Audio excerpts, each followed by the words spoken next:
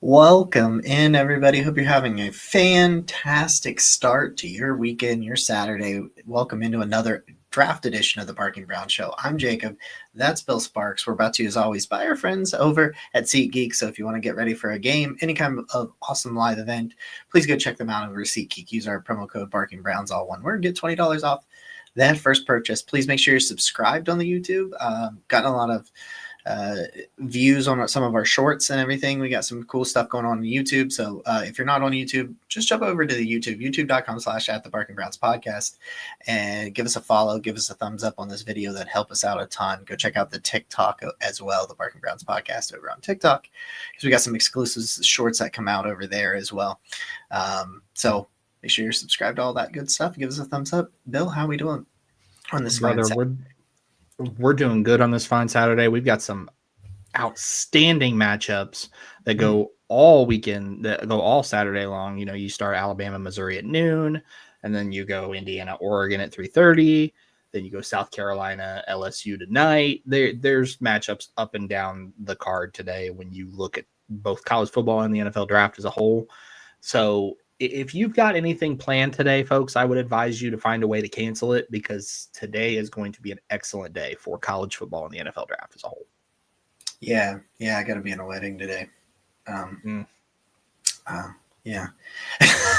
but you know, I'll have everything recorded and I'll watch all the important stuff for when we do our show tonight. So today we are going to talk through the some early feelings. I love Brian here coming right off the rib. Jordan Tyson. Hey, wow. We'll talk a lot about Jordan Tyson. We'll talk about Jordan Tyson here shortly. But one thing we got asked earlier in the week was something about our scouting process when it comes to this sort of stuff. And so I wanted to real quick just kind of talk through it real quick, especially with wide receivers. And then we'll dive right into our top 10 wide receiver rankings so far for the draft, knowing that it'll change a lot before draft season. But this is kind of fun to do. I love these exercises. Really lets us introduce some of the top guys. And when we get into the top 10, you know, there's some guy names in there that maybe you're not completely familiar with. Helps you while you're watching college football know who to watch a little bit closer. So when it comes to scouting for wide receivers, the thing for me first and foremost is going to be, I want to see your body control and concentration. So I'm looking at guys that, like, can you catch in traffic? Can you make an over the shoulder throw while someone's really close to you? Like, body control and the ability to adjust and get in and have a wide catch radius is something that I look at really, really importantly. And separation is right up there. Separation. Does this guy give his quarterback easy targets, or does his quarterback have to throw a really good ball? So that's that. And then what can you do after the catch? It's not always a big deal for me if you can't do stuff after the catch, but like I would like to see that. So, you know, for me, I'm looking for guys that can who have good hands. They catch with the hands. They do not body catch. That's a big one for me. Make sure you catch with your hands. Have the body control to, you know, kind of adjust to the ball in air, because, you know, you're going to get some inaccurate passes. Can you adjust to it while you're running full speed?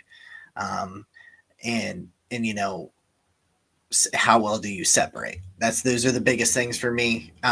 One thing I always say, the first thing I do when I scout guys like this, I want to see what they are at their best, and I want to see what they are at their worst. So like when I first start scouting guys, the first thing I do is go to YouTube and look up their highlights, so that I can see, hey, when this player's at his best, what does that look like? So let me go see the highlights. So I go to the highlights and I'm like, oh, okay. So he's a good separator. He creates after the catch, or, oh, he's just big physical and he's going to out muscle you. And it's like, okay, I like the big physical guys, but I like the you know, the route runners and the separators a little bit more. But like, I'm like, oh, okay. So he can elevate and has this, and he has long arms and, you know, whatever.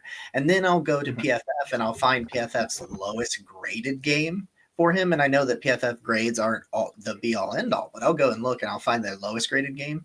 And then I'll go look at the tape on that and see, okay, now I know what he's at his best. Now I know what he's at his worst. Now let me find a baseline.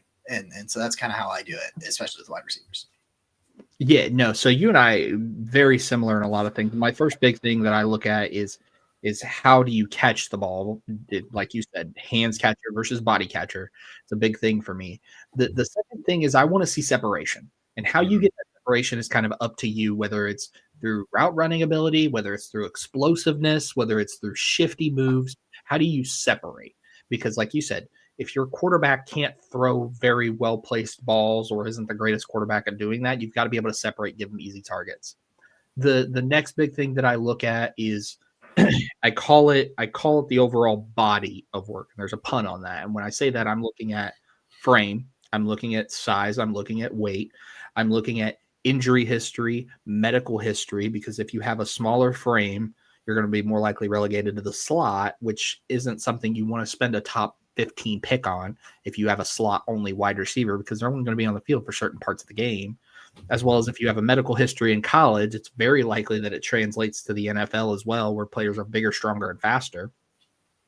And then from there, how I decide where to place them on my board is I look at the previous year, and I start in the summer. I start with summer scouting. And what I look at is I look at their first game, I look at their last game, and I Okay. want to see, where's your baseline in that first game? And then do you improve or do you not improve?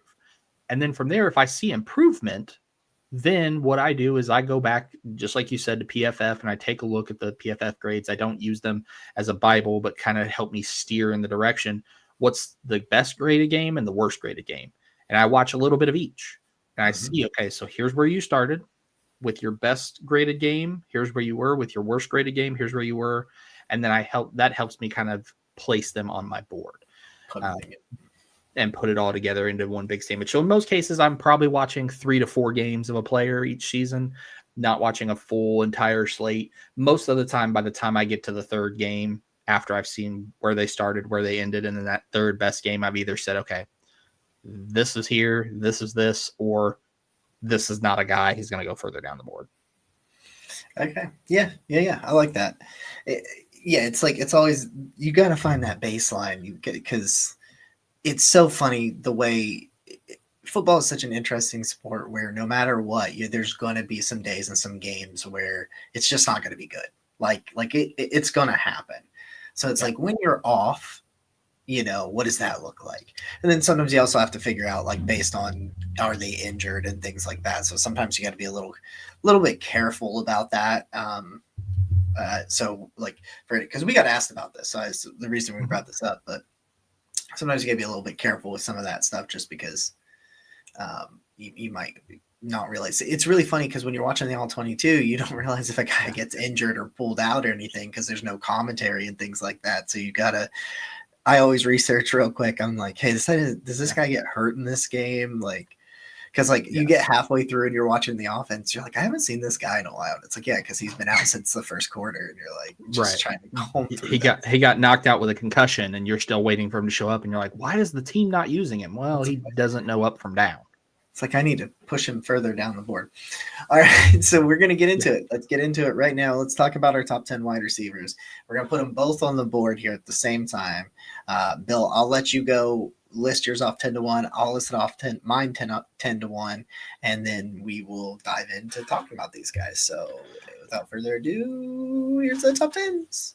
Love it. So starting at number 10, I've got Jacoby Lane from USC. Number 9, Chris Brazzell from Tennessee. Number 8, Chris Bell from Louisville. Number 7, Makai Lemon from USC. Number 6, Denzel Boston from Washington. Number 5, Carnell Tate from Ohio State. Number 4, Nick Harbor from South Carolina. Number 3, Eric Singleton Jr. from Auburn. Number 2 is Jordan Tyson from Arizona State. And number 1 for me, Casey Concepcion from Texas A&M. Just so everybody knows, when I made these graphics, I spelled Concepcion correctly on my own, but I didn't on Bill's. I wrote Concepcion, like I put a T there. I had to go back and edit it just so everybody knows behind the scenes how that went. For me, 10 to 1, very similar for both of us. There's just two different names on here for both of us. And then the order is a little jumbled. So for me, 10-1, Bryce Lance from North Dakota State. He's the brother of Trey Lance, the quarterback. Eric Singleton Jr. from Auburn. I got Elijah Surratt, the Indiana wide receiver at 8. Chris Bell from Louisville at 7. Denzel Boston from Washington at 6. Casey Concepcion at Texas A&M at number 5. Number 4, I've got Carnell Tate from Ohio State. Number 3, one of my favorite players, just because I just love what he does with the ball in his hands, Makai Lemon from USC. Chris Brazel makes it to number 2 for me from Tennessee, and we'll talk about why he's that high here in a little bit. And then I've got Jordan Tyson from Arizona State at number 1. So let's do it this way. Let's start with a couple of the guys that are unique to our lists. So I have Jacoby Lane like at 11. Actually, I think I do. Yeah, I've got Jacoby Lane at 11. So he did just miss out. But tell me why you got Jacoby Lane on this list. What is it that sticks out to you with him as a prospect? Yeah, so with Jacoby Lane, this is a guy that is a basketball player background, so has a background in basketball, and you see it the way he contorts his body in midair to just snatch balls that others can't reach, especially at 6'4".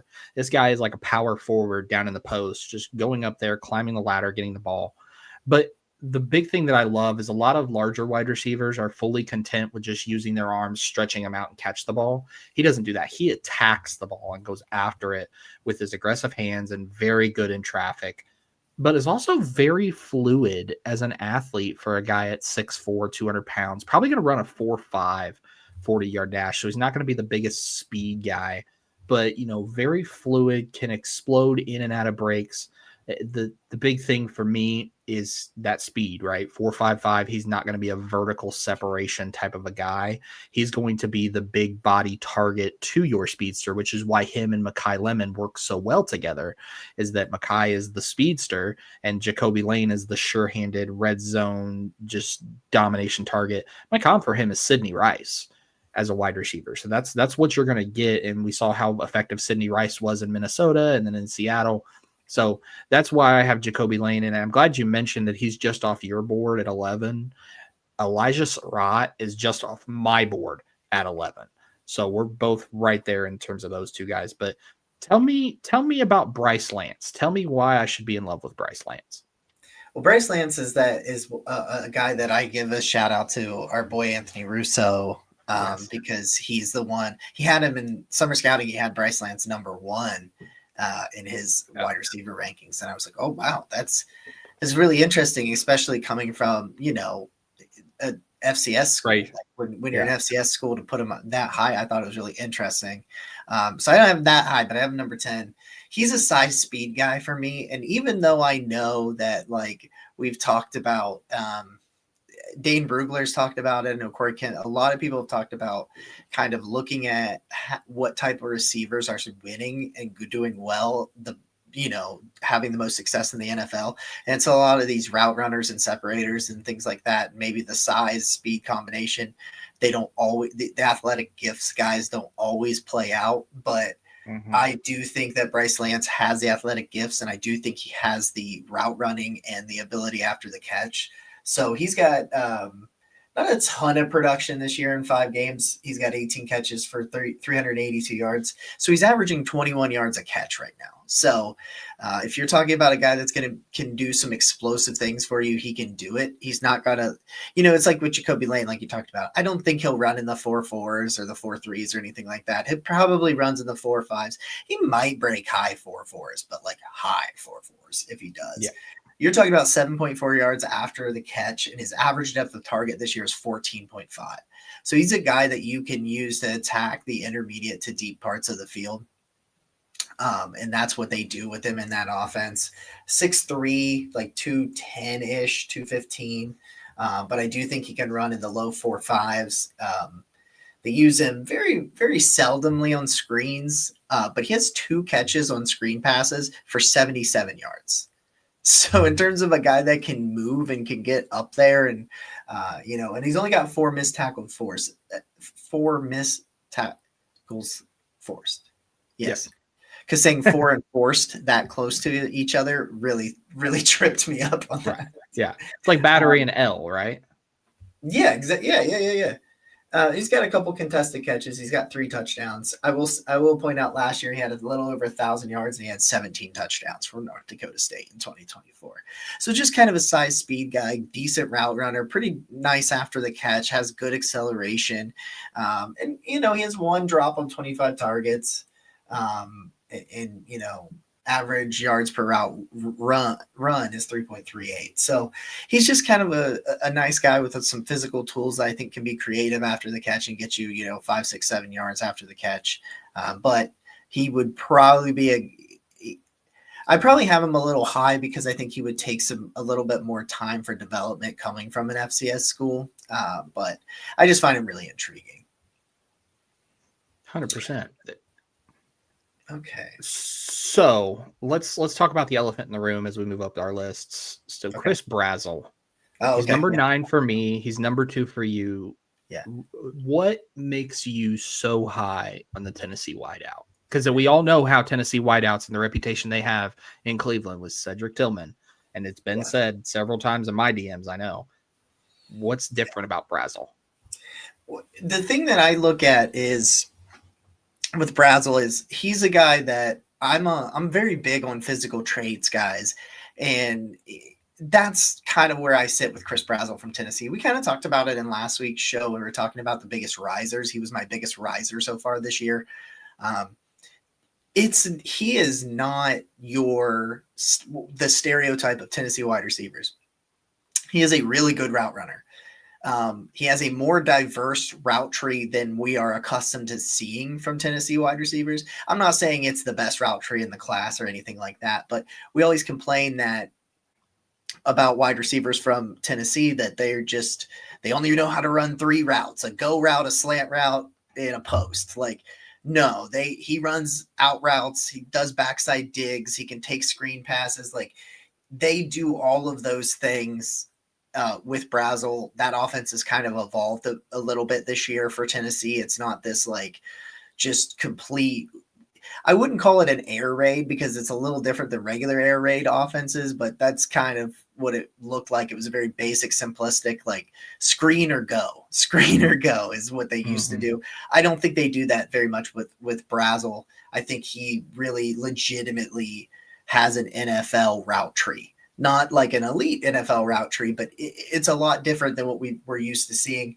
And you're talking about a guy I pull up his measurables, 6'5", like 215, 220, somewhere in that range. And he's going to run in the 4.4s. You don't see that shit. Like, this is some DK Metcalf type shit.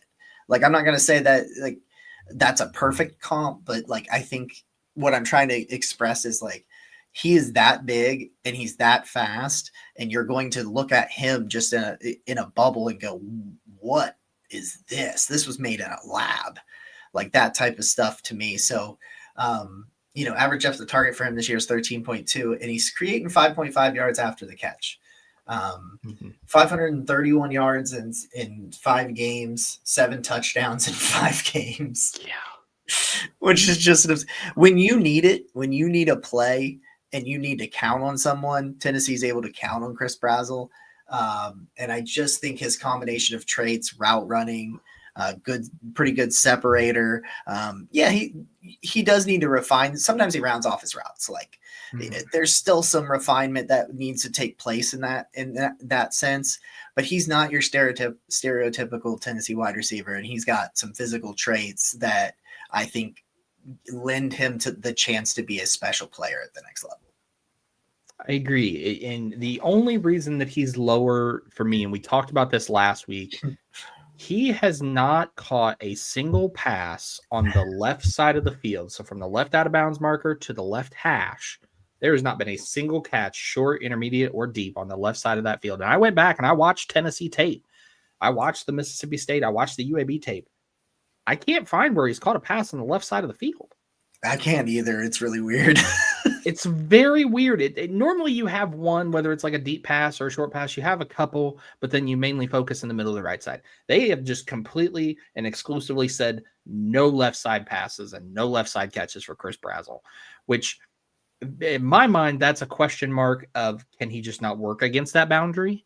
Is he more comfortable on the right side? Because then now if you're saying, okay, well, he can't work against the left boundary, he's more comfortable on the right side.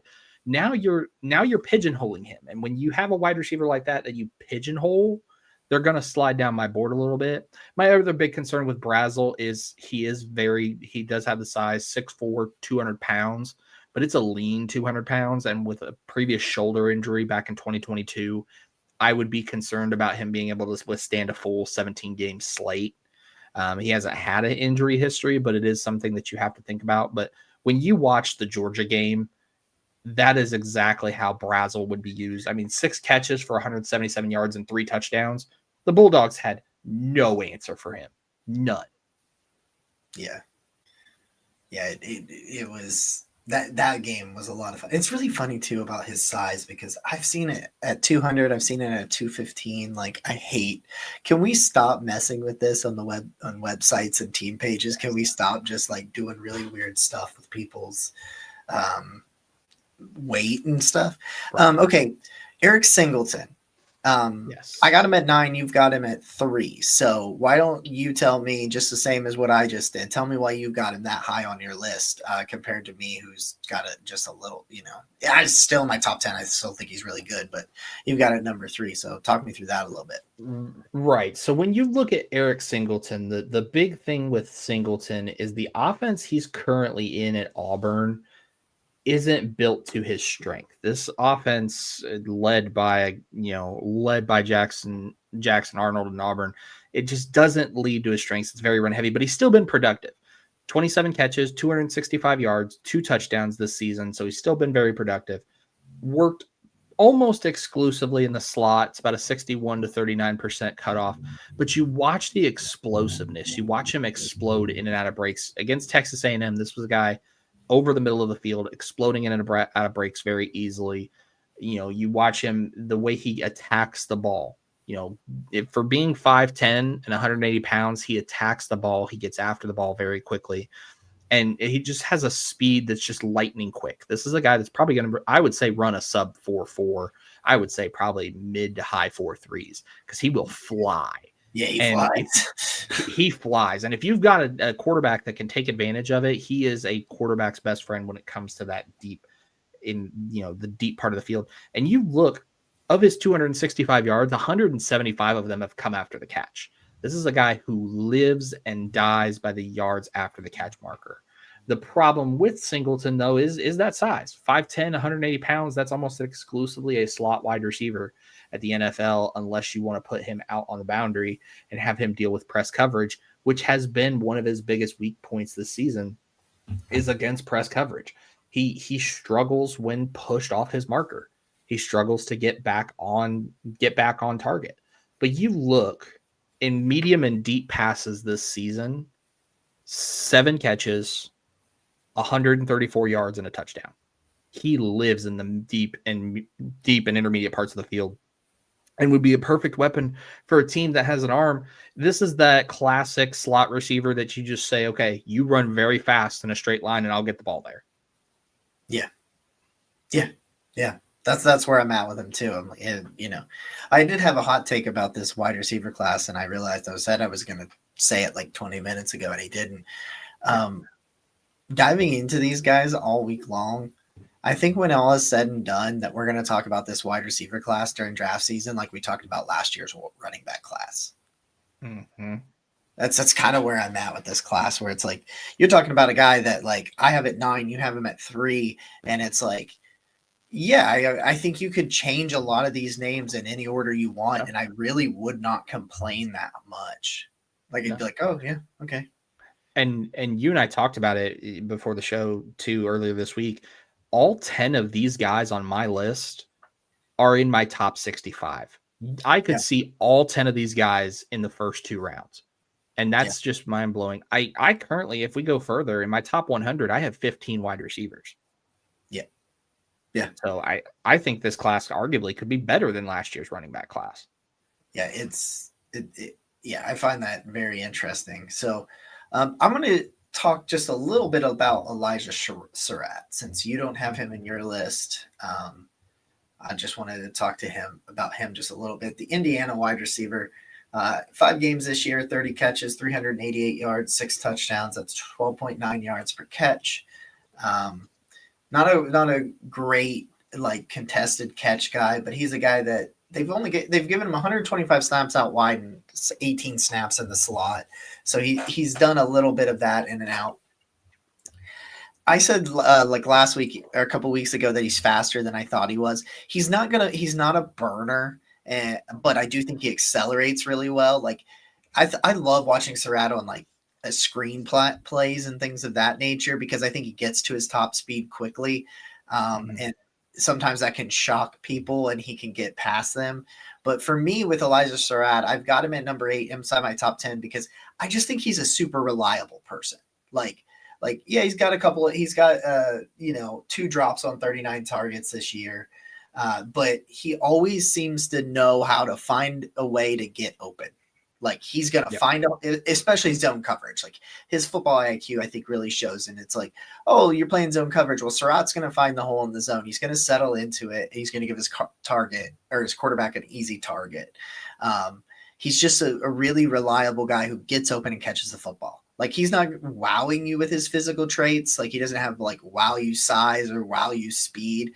I do think he's pretty explosive off the line of scrimmage. You may even, I'm interested to see, he could end up doing more in the slot at the NFL level, maybe like more of like a power slot, just because I think some of his slot reps are really good. But you've seen some he's the kind of guy in big moments, like 3rd and 4. I would love to find where he's at because he's going to get 5, he's going to get one more, and those big moments, he's kind of a reliable guy that's going to find a way to, find an opening, create a target, but he's just not going to wow you physically. So that's why I know a lot of people aren't going to have him in the top 10. Like I've heard some people say like early day 3, late day 2. And I get why you would say that, because again, he's just not 5.2 yards after catch. So he's all right with his yards after catch. But, we were talking about the other guys that are all in 7 or 8 when we're talking about some of those other guys. And that's a significant difference if you've got 2 more yards per catch after the reception. Yeah, but he can do some deep ball stuff too. But I think he's just a reliable guy, and so he's one of those guys where you take him. I don't know that he has the upside to ever be a wide receiver 1, but he can be a really nice complement to your top guy. Bingo. And before I get into the guy that I have on my list that you don't, do you know who my comp is for Elijah Surratt? Dwayne Bowe. But not the Cleveland version. Not the Cleveland version. Yeah, let me specify. The Kansas City, the LSU Dwayne Bowe, not the Cleveland version. Absolutely. Not whatever that was. Not whatever that dumpster fire was. But listen, I'm going to talk about a guy that's not on your list, but he's number 4 on mine, and it's Nick Harbor from South Carolina. Listen, I'm going to look right into the camera when I say this. 6'5", 230 pounds, and a 4.25 40-yard dash time. I did not stutter. Avengers level threat as an athlete. Yeah. And here's the thing: when you have guys that have speed like that, normally they want to run by people. He does not. He wants to run through their chest. He's a bully. He is a bully. He is a freight train. And you just talked about him. You just talked about Surratt with the potential to be a power slot. Nick Harbor has that same potential too. This is a guy you could put in a potential power slot, even a move tight end. I know some people have talked about him going to tight end full time, but like in that power slot, the same way that Fannin was used at Bowling Green in that same flash, also does show some really good blocking ability and shows flashes of dominance where he just wants to put people on the bench and just, and it's an underrated art as a wide receiver to be able to run block. But he also has really good hand strength at the catch point. This guy climbs the ladder, goes up there, gets it, and pulls it down. It's his. The final number I'll give, he's topped out at 23.6 miles per hour on GPS. This is a man at 6'5", 230 pounds that runs 23.6 miles per hour. Yeah. Then you're probably thinking, well, Bill, why isn't he a top 5 guy? He's still learning how to play the wide receiver position. This season so far, 11 catches, 220 yards, 1 touchdown. did have a rough day against South Carolina State where he was targeted 3 times, didn't come up with a single catch. So he's still learning the functionality of the wide receiver position. But this is a guy, if you told me that someone bet on the physical traits of Nick Harbor and said, you know what? We see that he still has some room to grow, but we're going to take him in the back half of round 1, early parts of round 2. A few years back, there was a guy from Ole Miss that they did that same exact thing, struggled to play wide receiver, didn't have the most refined route tree. Talking DK Metcalf. And that's what you could get. You could get a faster version because DK Metcalf ran a 4.3. You could get a faster DK Metcalf. I got to take it. It's funny because I'm a big traits guy and I left him off this list just because I think he's too raw. But like, he's definitely got that, like, yeah, hey, pay attention to this kind of speed. Mm-hmm. Like, you kind of, he's one of those guys, like, if he was drafted this year early on, he would be a rotational piece, but he's that guy that you throw in there that the defense kind of sits up a little bit in their chair and they kind of back up a little bit just because you shouldn't be that big and that fast. Those combinations just don't make sense. But that's how it seems to roll, right? Like, so, right. Yeah, physical traits out the butt, it's all over the spot. A guy that we'll get let's get a little bit deeper into this list. So Chris Bell from Louisville. Let's talk about Chris Bell for a little bit. He's an interesting one. And he's a little, I told you this, like I was just talking about how good this class is and how, just how deep it is and how talented this overall wide receiver class was. I was talking to you about it yesterday, and I said, or all week really. And I was talking, I'm like, we're putting Chris Bell I had him at 6 and then I moved him down to 7. Putting him at number 7, like, I felt that was disrespectful to his talent. Yeah. And I'm like, but I can't put him above any of the other 6 because I think the other 6 are just better football players. Like, and so I couldn't do it. And so I put him down there at number 7. That's what kind of how this class is. So in 5 games, he's got 35 receptions for 502 yards. That's 14.3 yards per reception and 4 touchdowns. This dude is big. He's physical. You do not want to leave him in man coverage because he'll bully the defender if you do it. Not as good of a separator as I would like to be. That's why he ends up at 7 is because he's more of a physical in your face kind of guy. But he's got juice. There's some juice in those legs. Like, and he just a little bit of a slow start to the season.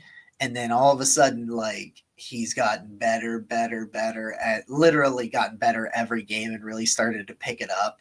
Against Virginia, he was just a pain in the butt for Virginia in their last game. Like, he was just Brian in the chat saying he gets after it and catches everything. Yeah, he's a very reliable pass catcher. It's funny because I thought his contested catches would be a little bit higher. But I think some of that might have to do with quarterback play than as opposed to what he's got going on. But it's like, if you're looking for a big physical wide receiver to kind of complement, like a speedy, shifty guy, Chris Bell's there. He's got plenty of juice to create explosive plays, but he's not a great separator. I think he creates enough separation, but he's got a really wide catch radius and just the physicality, man. So if you're looking for a big physical wide receiver, I think Chris Bell can be that guy. 100%. I agree. I think Chris Bell is a guy built like a linebacker playing the receiver position, and just his you're talking about a guy who's probably going to run 4.4 in the 40-yard dash, just a devastating size speed combo. When he catches the ball too, his mind just immediately transforms into a running back because he just goes. Like, he catches the ball and before you blink, he's gone. He's 50 yards away. Also he impress, which is what a lot of wide receivers, especially coming into the league, struggle with. He does very well in press man coverage. He stacks them up and knocks them down like it's nothing. Yeah. My comp for Chris Bell, it's AJ Brown. Mm. The same size speed demon with excellent hands, doesn't have the most fully developed route tree, better on the vertical stuff and the intermediate stuff. But I mean, man, if you told me that you could get Chris Bell, so you could get an AJ Brown clone at the early parts of round 2, I have him currently 43rd on my board. If you told me you could get AJ Brown 2.0, man, that makes it much easier to swallow not going a wide receiver in round 1. Yeah, it's funny. I love what he does. You can't play man coverage on him. No, absolutely not. Size and juice in the legs, man. Like it's there. Okay, so I want to talk about. We can talk. Let's do real quick. Let's do Denzel Boston. We both have him at 6. I'll let you talk about Denzel Boston first. Yeah, so when you look at Denzel Boston at Washington, one of the big things about him is the size just jumps off the page. 6'4", 208, just has the big size, the big body that you look for as a wide receiver prospect. But not only does he have that size, he's still also pretty fluid as an athlete, probably going to run somewhere in the 4.5 range. So he doesn't have that full burst of speed, but he also has a long stride, and this guy just gets up to gear quickly. And he also just separates naturally. But I say this, and I hope that people take this as a hot take, or they don't take it as a hot take, whatever they choose to do. Denzel Boston is the best contested catch wide receiver of any wide receiver in this class. If you need a one-on-one, gotta have it, throw it up to Denzel Boston. He's coming down with it. Because he doesn't just high point the ball. It's like he's boxing folks out on the basketball court. And, this is a guy catches with his hands, goes up, gets the ball, pulls it down. The big issue is at 6'4", 200 plus pounds, his change of direction is a little bit clunky. It's a little bit wonky. There's sometimes where he has to take a few extra steps to slow down. And one of the big things with wide receivers that gets overlooked a little bit in the draft community is tempo. When everybody can get up to speed quick. It's how do you come back down off of that speed on a curl route, on a comeback route, on an in-breaking route. And Boston's going to thrive in an offense that's timing based, where his route running and his contested catch ability can just thrive. My comp for him is T. Higgins. And that's what I see. I see him being a very perfect complement, number 2, to a much more athletic and faster wide receiver 1. He's going to be that big body. It's 1st and 10 at the 15-yard line, and you want to throw a fade ball to the back corner of the end zone, throw it up to Denzel Boston and watch him make a play. I'm with you on that. He also, throw it out there, really reliable catchers. And he has no drops on 40 targets. So, yeah. He's been the only game that he really struggled kind of in was against Ohio State, but that defense is sick nasty for Ohio State. And I thought there was some they got to the quarterback and disrupted him more so than they locked down Denzel Boston. But that was kind of my take on that game.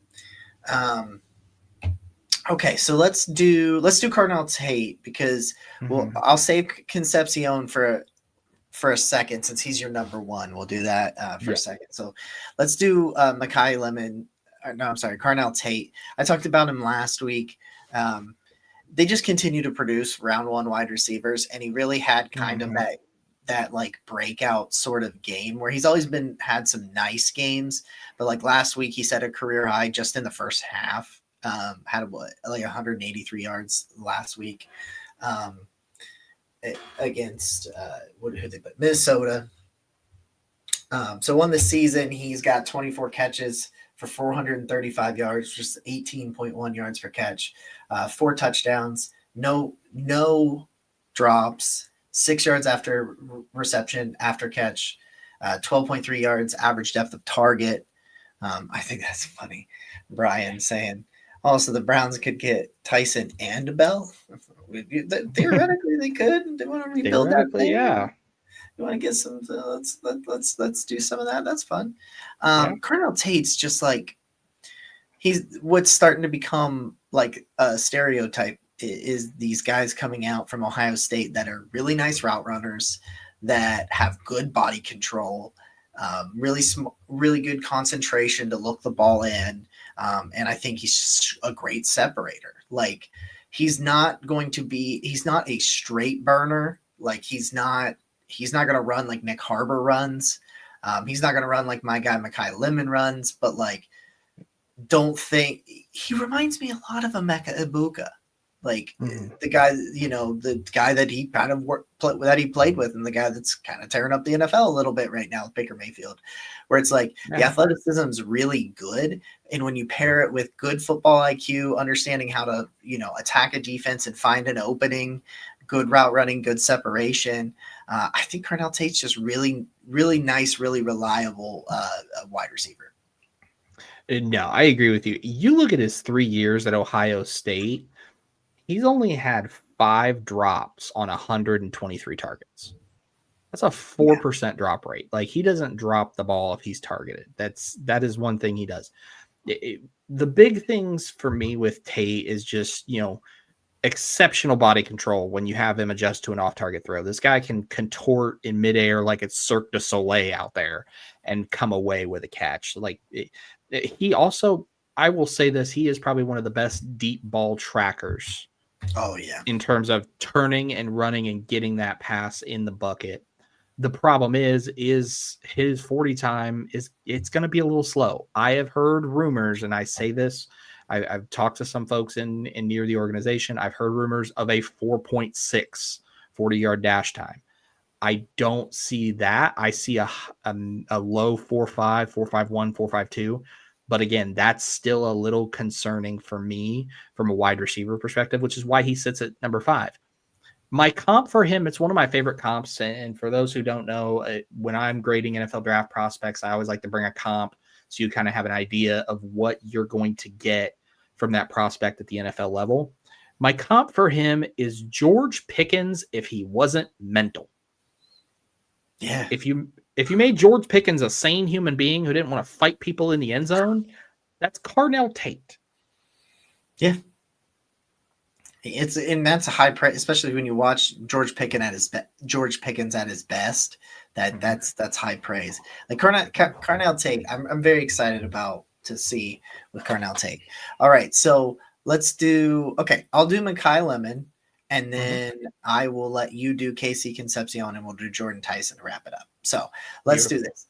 So Makai Lemon for me makes it at number 3. You have him a little bit lower at number 7. I know a lot of people will have him a little bit lower because he is a smaller guy that's probably is probably going to be more of just a slot guy because of some of those size limitations. But what I will say about Makai Lemon is for a guy that's smaller, his catch radius is it's pretty crazy for a guy that's under 6 foot. His adjustments and body control are just great. So far this year, 5 games, 35 catches for 589 yards and 5 touchdowns at 16.8 yards per catch. You'll see him. He's been in the slot more than he's been out wide. 46 snaps out wide, 91 in the slot. Last year, he had 223 in the slot. So he's probably going to be regulated to the slot, and that's okay. Almost 8 yards per catch at 7.9 yards after the catch per reception. So you throw him the ball, he's going to get you another 8 yards routinely. Average depth of target is 10.8. He's forced 13 missed tackles in the open field. That is where he's at his best. Makai Lemon is a guy, even at the next level, where you're going to manufacture touches because you want to find a way to get the ball into Makai Lemon's hands because he's so explosive. He's going to run in the 4.4s. He's not going to be the fastest guy. He's going to be up there. He's got elite speed, but he's not going to be – I don't think he pushes like low 4.3s. But like low 4.4s, maybe cracks them to the high 4.3s. But it's his explosiveness and to get to that, but also it's the start-stop ability, man. Like Mhm. he's running full bore and then just stops. Defender runs past him, he changes direction and he gets back to that speed. It's just the creativity after the catch for me, I think, is special with Makai Lemon from USC. And so I know he's limited in terms of like, yeah, he's probably a slot guy because he's just a little small. I think he plays bigger than he is. Mhm. But that's easier to do in college versus the NFL. It gets a little bit different to replicate that sort of thing once you move to the next level. So I understand concern with people. He's got a 75% contested catch rate right now, but he's only got 4 attempts, right? So he's caught Right. 3 out of 4. So it's not a big sample size, but you can't cover him in man coverage unless you've got a really elite athlete because he'll just run past them. So I think Makai Lemon's kind of a special dynamic playmaker when he has the ball in his hands. No, I agree with you. And you and I talked about this. The two big sticking points for me for Makai Lemon is the size. You're talking probably 5'11", 180 pounds. I've heard 190. I've heard 195. I would wager probably somewhere in between 180, 190. And then you see those physical limitations. They really pop up against press coverage because if you press him and jam him at the line, it throws him off. And, he has the issue where he doesn't have that top end speed that he can get up and go. It's very burst heavy. It's get a free release, burst, gone. And I think with Makai Lemon, we're going to have the same conversation about Makai Lemon this year that we did about Luther Burden last year. Yeah. In that you have a same size guy, struggled a bit against press. He was my wide receiver 1, all from bell to bell. But the same conversation of, you have this guy, he's a little undersized, runs a 4.4. How high do you take him? Eventually he went early second round to the Bears. And I think that's probably the sweet spot of where you would look at Makai Lemon for me. For what it's worth too, I will also say this. I only have 2 guys on my top 10 that are first round grades. So my top 2 are first round grades. The rest are second and third round grades, depending on how far down you go. But I see the vision with Makai Lemon. I see the speed. I see the athletic ability. I see the playmaking ability.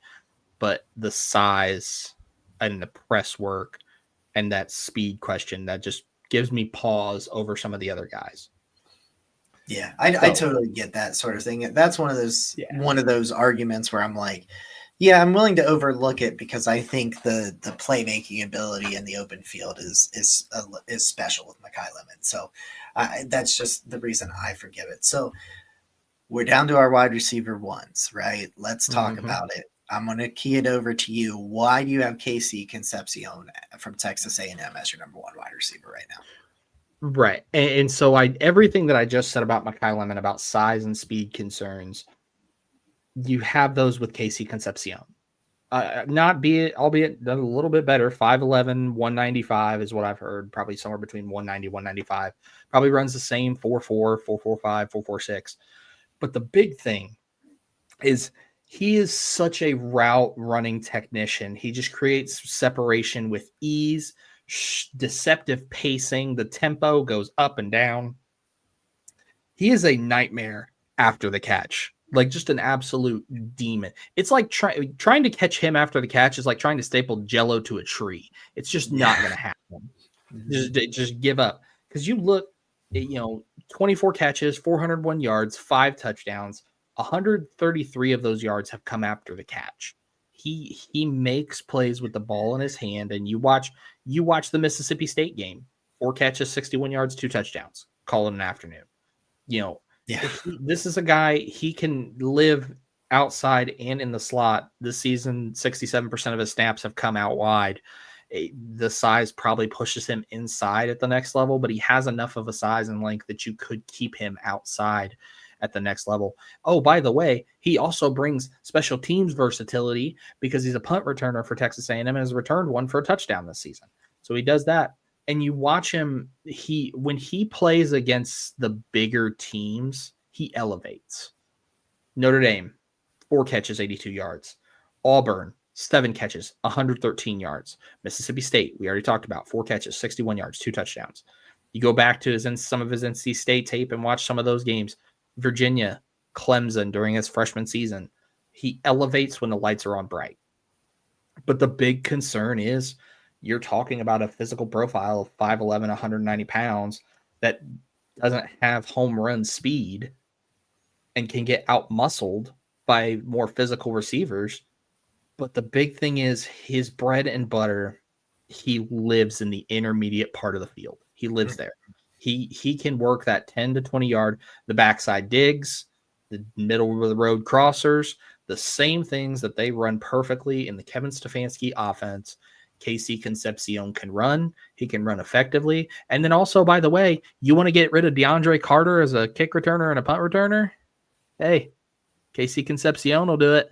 So that's why he's my that's why he's my wide receiver 1. Right now, he currently sits as number 9 on my board. And my comp for him, and this is very high praise, but I dug deep into the archives for this one. It's a former Ohio State wide receiver, ended up in the AFC North. My comp for him is Santonio Holmes. I'll never forget that Super Bowl catch. Mm-hmm. A Super Bowl catch against the Cardinals where it's like, how were your feet in? Like, how were your feet down? It doesn't make any sense. Yeah, I love it. I like Concepcion. Like, and I also say that like some of the production from him would be better if he didn't have a teammate that's also really freaking good.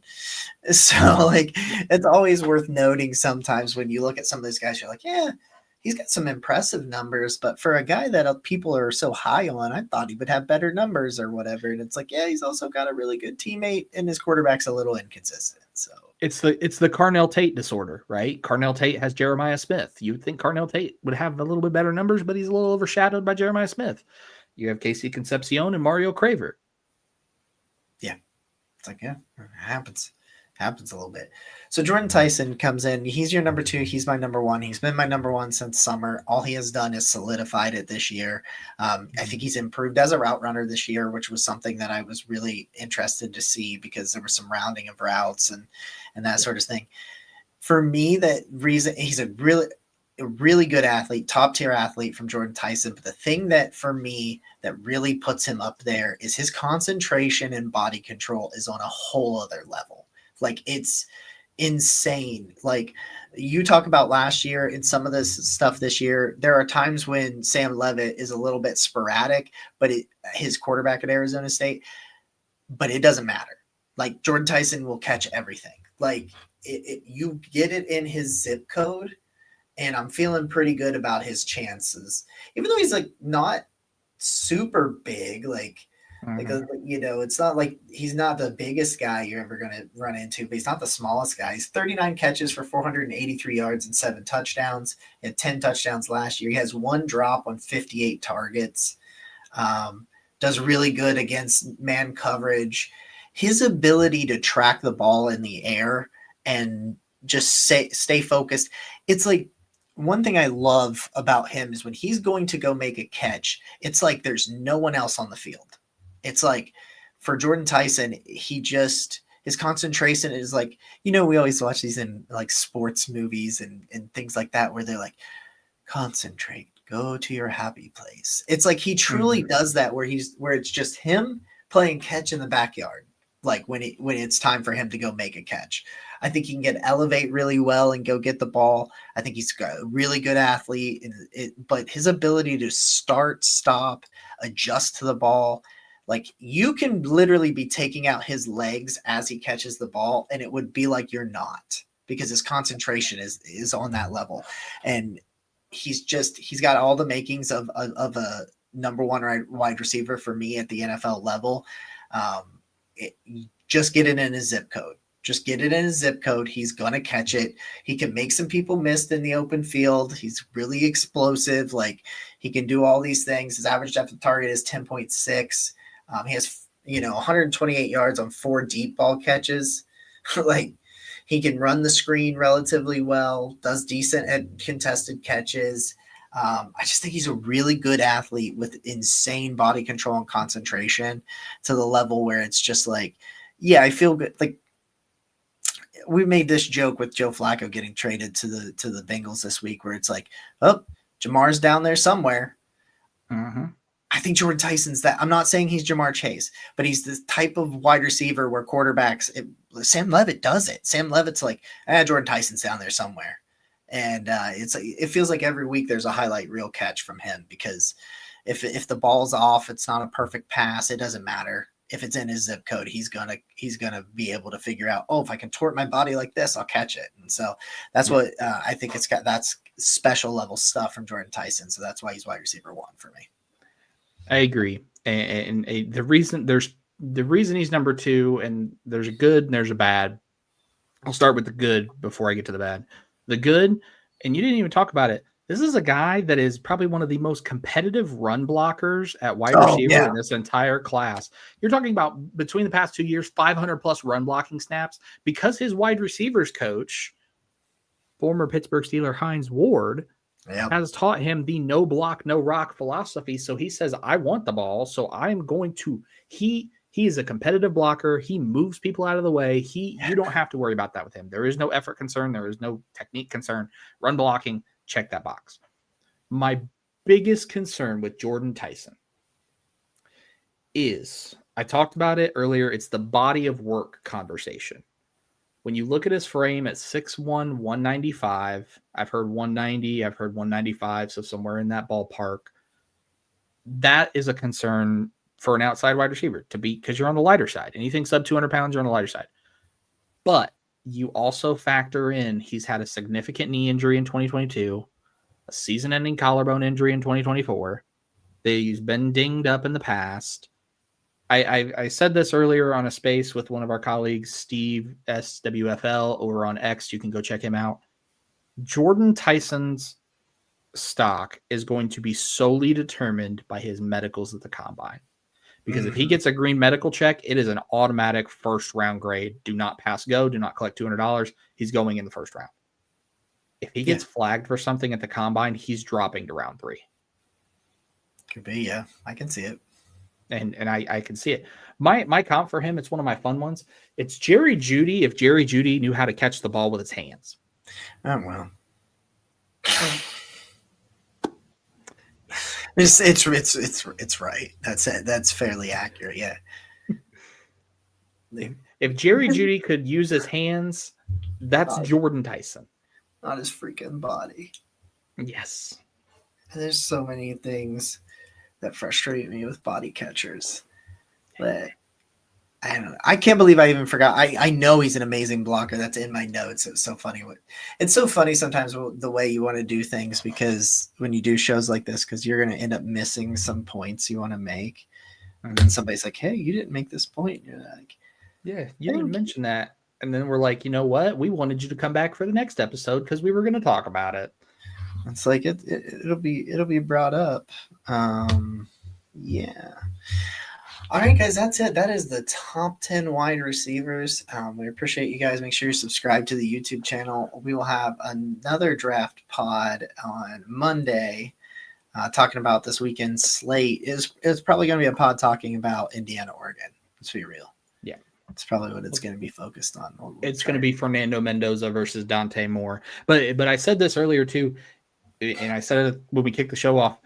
If you are a fan of quarterback play, today's slate is for you because you start Alabama's Ty Simpson against Mizzou at noon. You go Indiana and Oregon, Mendoza versus Moore at 3:30.